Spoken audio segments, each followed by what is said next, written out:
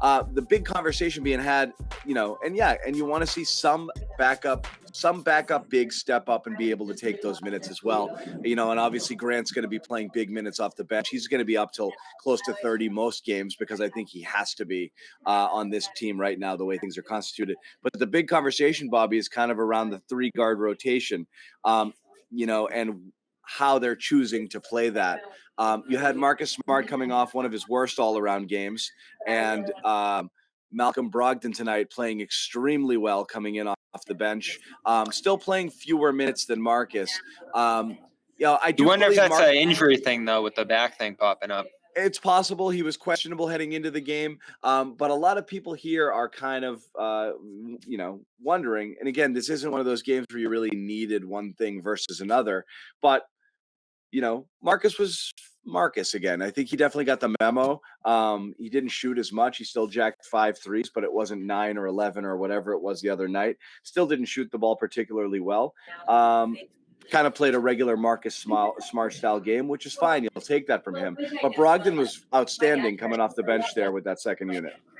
Yeah, he bailed them out a bunch. A lot. It drew a real low in the middle of this game. What did they go? I think 4 for 20 between the end of the second quarter into the third. They blow that 24, I think 23, 24-point lead. They get it down to 9, the Wizards did. And he came in with that second unit in the third quarter there and really went on a tear. Good shot making, good activity with Luke. I found it interesting how they guarded Luke. Like, they collapsed on him at one point, and he found Grant for a 3, and he found Brogdon a few times in that high handoff. I think teams are eventually going to adjust and just not guard him. You saw he got that 3-second violation inside on the dump off there. But overall, this bench has good chemistry together, and this is the real strength, I think, to having Brogdon on the second unit. Is he is a strong player with the ball in his hands. I know he's elite off the ball offensively in terms of shot making and cutting and movement and all that, but he got so much better as a pick and roll player in Indiana. He really got comfortable scoring with the ball in his hands, and he had been a little slow up to this point in terms of actual scoring and putting the ball in the net. Passing when setting the table with a real strength through the first 4 or 5 games there. So it was nice to see him break out and have one of those 20-point games where he's hitting shots, getting to the free throw line, finishing at the rim, all that different kind of stuff. Yep. Other takeaways from tonight. I mean, again, Tatum coming out hot was great.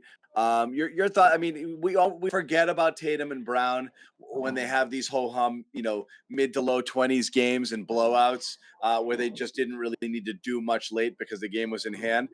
Just overall, when the game did matter some, your thoughts on how those guys played. They played well. Honestly, they rode. I mean, look, I was giving Joe Mazzulla a lot of flack about the whole timeout thing, but he called it a timely timeout in the second half. It was down to a single digit. Was lead. That the 16-2 run or whatever it was at that point? Yes. Yeah. First it started off with a 6-0 run. It forced Washington to call a timeout, and that's what you want to do. That's how you feel the momentum shift. And the Celtics just never let go, of that momentum from that point forward. All of a sudden, it's a 25-point game. So I like that. I think it does help a long way. I'm still that guy who says, look, I want to see your players go out there and figure it out on their own.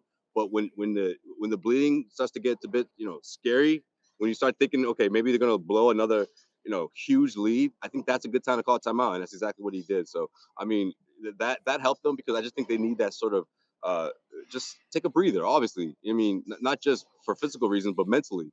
I think these guys still need that. They need to sort of work their way back into being that team that they were last year. So, this is a step in that direction for sure. This win. Which Celtics do you prefer?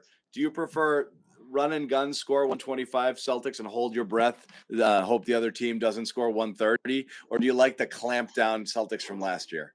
Clamp down Celtics from last year. No question. And I thought that's why someone like Malcolm Brogdon should have played a lot more in that Friday night game. But, I mean, I digress. I'll let go of it. I think it's the last time I'll talk about that game.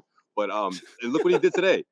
Look what he did today. Just going on just his presence changes things on both ends. And I feel like these 20 plus point performances, he could do this every night if he wanted to, honestly. But he's just trying to find his way. He's trying to be his beneficiary, be that guy to help every single body, every one of his teammates as he adjusts into his new team. But I thought he was terrific today.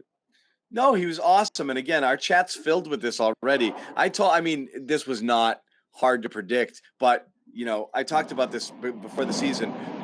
we're going to be about 5, 6, 7 games in, and everyone's going to be like, we're going to be about 5, 6 games in, and the dude Smart's going to come off the bench conversation is going to start. It's all over the place already. I know. It's gonna happen. It's gonna happen for sure. That debate will happen. But as long as these two finish the games, right? I mean, that's what they were talking about on media day. Malcolm Brogdon was like, "Man, we're gonna be together. We're gonna be the best defending backcourt in the NBA." And I still like that energy. I want to see more of that. I want to see him closing these games out. I mean, he's such a difference maker.